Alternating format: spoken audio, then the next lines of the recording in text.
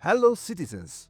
So, CIG dropped a full hour of talk about industrial gameplay in Starcitizen, and if you don't have an hour to spare, which let's be honest, you probably spent mining or salvaging or hauling already, here's the short version if you want to keep up to date at my expenses. First big point, industrial gameplay is really fun, depending on who you ask, of course. Mining and salvage both have solid fan bases and they're meant to appeal to different moods. Salvage is the chill, put on music and relax loop. Mining is the don't explode yourself while staring at a rock loop. So, yes, there's fun there, but also a lot of room to grow. I'd say this is a classic Star Citizen situation, good foundation, still building the house. The real direction they keep repeating is that everything will eventually connect through crafting. Mining, salvage, refining, hauling, base building, all of it is supposed to feed into one big industrial circle.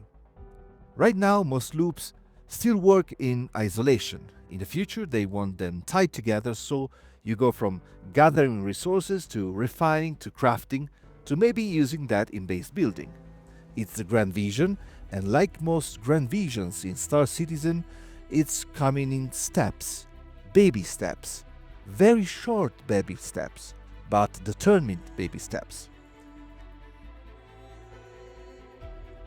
Missions are another focus. They want more variety in industrial missions, but also more flexibility. Instead of one strict way to complete missions, the idea is here's the goal, you figure out how.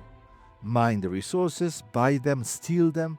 The game won't judge, but we will, and we will retaliate. And in my case, I will horribly fail and die because that's what I do. They're also working on better onboarding missions so new players can actually learn those loops instead of staring at a UI and wondering what button explodes the ships. Spoiler alert, sooner or later, each and every button will lead you to a spectacular explosion. Now you know. But hey, this is a great idea because Star Citizen, with its sequences of UI, Alt-N, space, WB, crash, repeat, it's not the most user-friendly game in the neighborhood. Cargo improvements are coming slowly too. They want proper cargo manifests so you actually know what's in your ship. This is far from revolutionary, but still. They also plan systems to split and combine cargo boxes so missions won't be locked to one ship size.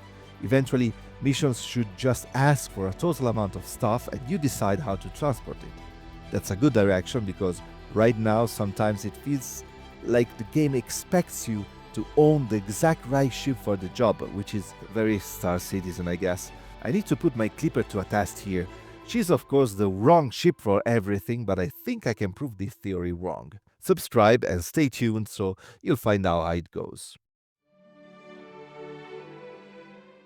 Refining is getting a major rethink because crafting will introduce resource quality, so refining won't just be press button and wait, it will matter more.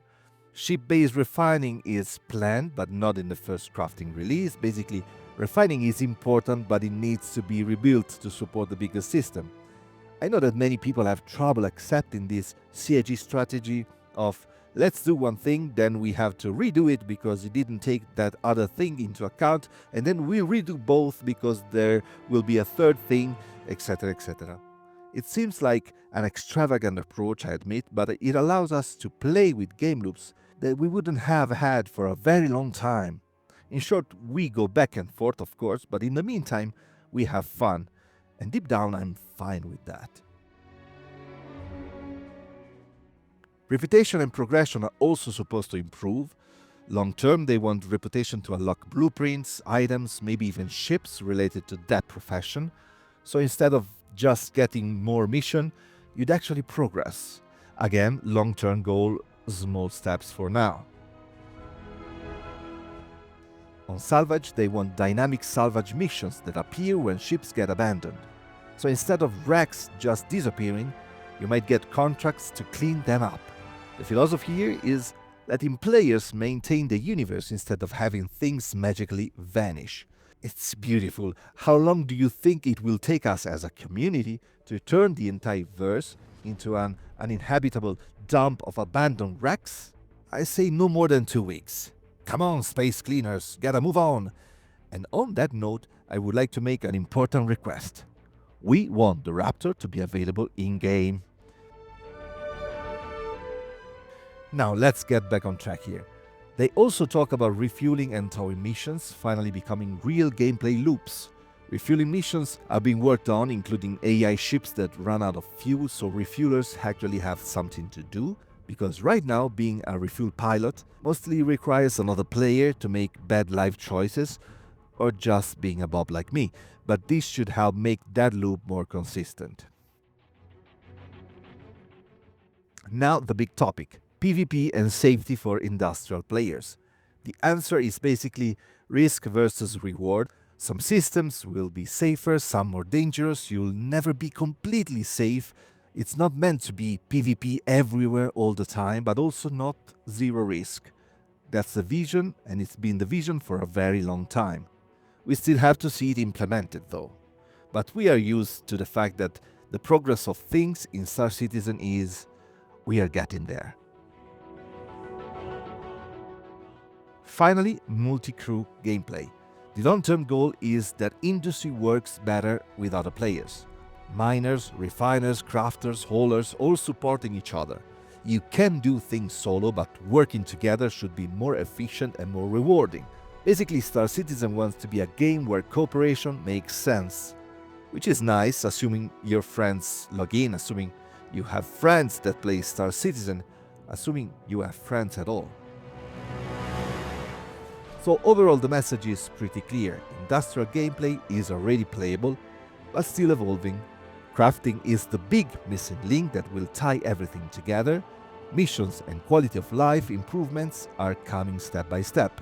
And the long-term goal is a big interconnected industrial ecosystem where you choose your level of risk and your way to play. The direction makes a lot of sense, the plan is very ambitious, the progress is very Starcitizen. But if you like the idea of building a life in space, there's a lot to look forward to. And honestly, even now, there's already a surprising amount to do. That's basically the whole Starcitizen experience, folks.